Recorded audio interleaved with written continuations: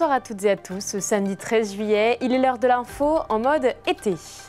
Arrivés en terre haut-marnaise le mercredi 3 juillet, 131 jeunes volontaires ont clôturé leur service national universel avec un séjour de cohésion. Provenant du Haut-Rhin, de la Moselle, du Val-de-Marne et de la Seine-et-Marne, ils ont été accueillis pendant 2 semaines au lycée Saint-Exupéry de Saint-Dizier. Céline Moreau nous en dit plus. C'est leur cérémonie. Après 2 semaines passées à Saint-Dizier, il est temps de clôturer le séjour du service national universel au lycée Saint-Exupéry. Pendant 12 jours, 131 élèves de seconde de différents lycées du Haut-Rhin, de Moselle, du Val-de-Marne et de Seine-et-Marne ont eu l'opportunité de réaliser des initiatives individuelles et collectives sur le territoire bragard. Ils ont visité le mémorial Charles de Gaulle, par exemple, pour le travail mémorial. Ils ont eu l'occasion, au cours de ce séjour, de s'initier aux valeurs du paralympisme. Ils ont effectué des ateliers autour des thématiques de laïcité, de gestion de budget aussi, avec des partenaires. Chaque élève a été logé à l'internat du lycée. Ils ont été répartis en 3 compagnies, elles-mêmes divisées en maisonnées. Chacune a été encadrée par des tuteurs. Durant cette cérémonie, les jeunes ont pu présenter leur fanion représentant leur maisonnée. Moi j'ai bien aimé, c'est très intéressant. Je suis pas du genre à côtoyer le monde du militaire, mais je trouvais ça vraiment que c'était intéressant et ça a enrichi ma culture générale. Vraiment aimé aussi l'esprit de cohésion, de rencontrer plein de gens et les liens qu'on a tissés, je trouve que c'était vraiment bien. Même les activités en soi, elles étaient bien. Et j'ai surtout préféré les visites des intervenants, parce que du coup on a fait la journée défense et mémoire. Donc on a des militaires de l'armée de l'air et de l'armée de terre qui sont venus, un gendarme réserviste. Et au cours du séjour, on a aussi été à la caserne des pompiers de Saint-Dizier. Et c'était quelque chose qui était très enrichissant. Sur tout le département, 15 lycées ont pris part à l'aventure. Un prochain séjour sera proposé durant la période de la Toussaint.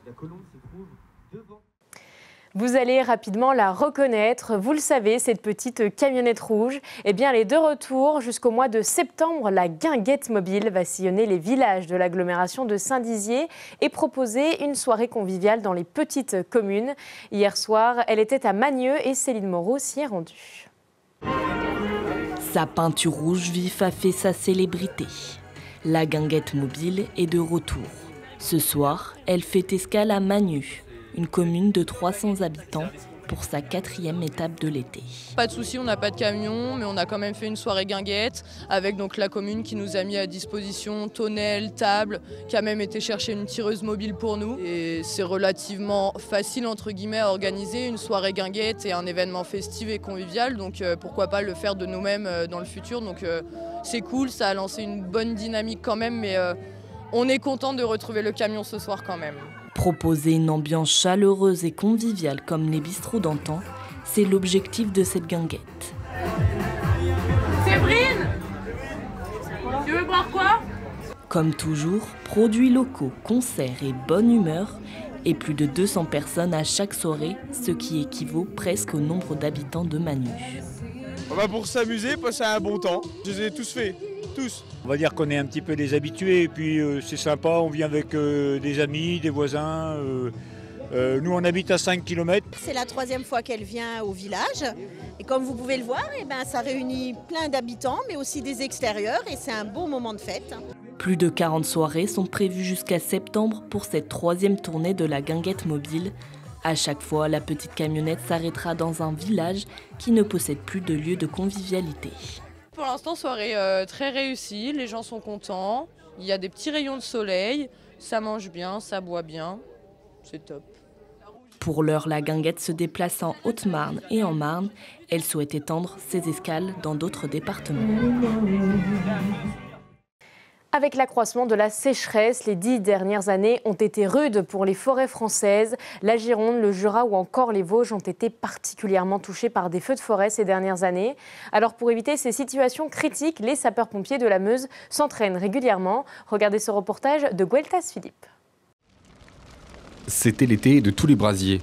En juillet et août 2022 et 2023, plus de 63 000 hectares sont partis en fumée en France. 150 ont brûlé dans les Vosges et plus de 1100 dans le Jura. Des événements tragiques qui ont particulièrement marqué les soldats du feu. Au moment où je vous parle, au dernier point de situation du poste de commandement opérationnel. Alors, pour ne pas revivre cette situation, les sapeurs-pompiers de la Meuse s'entraînent désormais chaque année pour être prêts en cas d'incendie de forêt. Aujourd'hui, l'exercice mobilise 150 pompiers, mais aussi les services de l'État. On est dans un département qui est dimensionné par rapport aux risques que connaît le département. Et aujourd'hui, jusqu'à ces toutes dernières années, le risque feu de forêt, ce n'était pas vraiment un risque important dans le département. Aujourd'hui, on sait que c'est possible. Vous l'avez vu l'année dernière dans les Vosges, juste à côté. Donc, on monte en puissance. C'est pour ça qu'il y a 12 camions feux de forêt qui sont acquis par le département avec une aide massive de l'État. Le scénario est le suivant. Un incendie se déclare dans un verger sur la commune de Dicourt sous les Côtes. Il progresse en direction de la forêt avant d'atteindre la commune de Chaillon. Les équipes de secours doivent donc maîtriser le feu avec le soutien d'un bombardier d'eau. L'enjeu de cet exercice, il était triple. Le premier objectif était déjà de tester la zone d'écopage du lac de Madine. Ce test avait pour vocation de valider le lac de Madine comme un point sur lequel pourront se ravitailler les Canadair en cas de besoin lors de sinistres réels sur le département. Le deuxième point était de travailler tous ensemble en interservice. Non seulement les services locaux, les services de l'État, mais l'ensemble des associations qui contribuent à la lutte contre les incendies de forêt, de mieux se connaître et d'apprendre à travailler ensemble. Et enfin, le troisième point était de travailler en coordination sous la tutelle de la zone de défense Est pour assurer la coordination entre les moyens du département de la Meuse, mais des départements voisins qui sont venus en renfort. Sur le terrain, des agents de l'Office national des forêts ont également été mobilisés. Leur expertise est précieuse pour les pompiers. Ils cartographient les lieux, détectent les espèces végétales à risque et estiment les surfaces brûlées. On qualifie les peuplements par rapport à la sensibilité au feu. Alors on fait à différentes échelles. Là, c'est une carte au niveau de la Meuse. Après, on redescend vraiment au niveau des massifs forestiers que l'on gère. Et donc, on est amené donc, avec des indices, soit météorologiques qui sont communiqués par Météo France tous les jours, croisés avec l'état de sécheresse de la végétation, donc des diagnostics qui nous remontent du terrain. On croise les indices et on est amené à différentes mesures, à prendre différentes mesures en fonction du risque en fait, qui apparaît par rapport à un départ de feu. Autre soutien des pompiers, les agriculteurs. Une convention a récemment été signée entre le service départemental d'incendie et de secours de la Meuse et la Chambre d'agriculture. Plus de 80 exploitants se sont déjà portés volontaires pour une future intervention.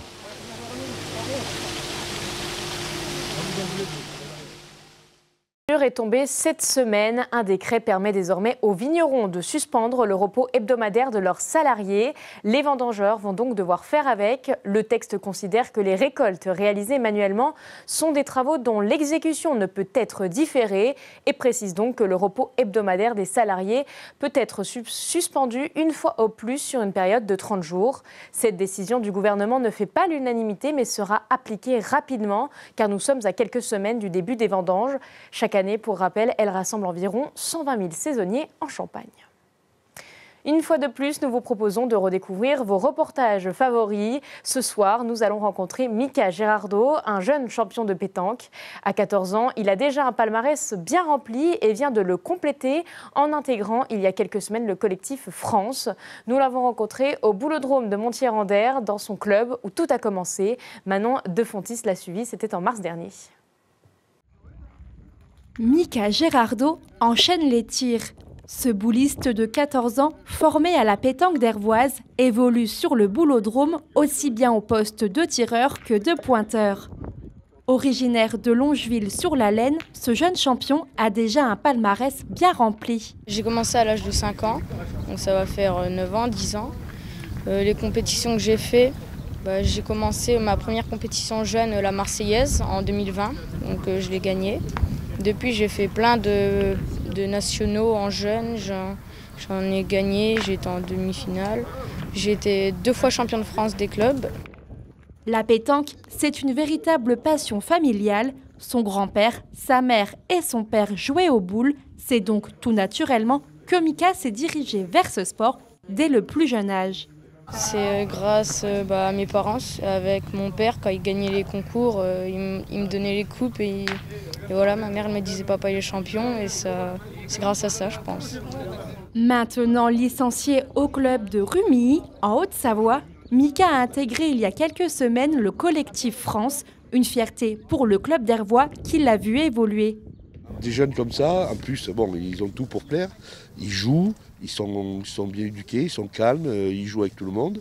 Et quoi qu'il arrive, on le suit, quoi. Et moi, je le marque tout le temps. C'est la fierté de la pétanque d'Hervoise, quoi. De toute façon, pour nous, c'est comme j'ai dit, c'est une grande championne. Son père était champion, sa mère était championne. Son grand-père, il a fait partie aussi des gens qui jouent au boule et qui a fait les champions. Et je trouve que voilà, quoi, c'est la fierté de notre club, quoi. Le jeune prodige a encore beaucoup d'objectifs en tête. Il espère être qualifié pour participer au prochain championnat d'Europe sous les couleurs de l'équipe de France. C'est la fin de votre journal. On se quitte sur ces images de l'ancien Grand Test mondial Air Ballon. Désormais racheté, l'événement s'appelle Un envol. La nouvelle manifestation se tiendra du 25 juillet au 3 août 2025 sur l'aérodrome de Chamblay en Meurthe-et-Moselle. Merci de nous avoir suivis. Tout de suite, la météo, l'information continue sur Puissance Télévision.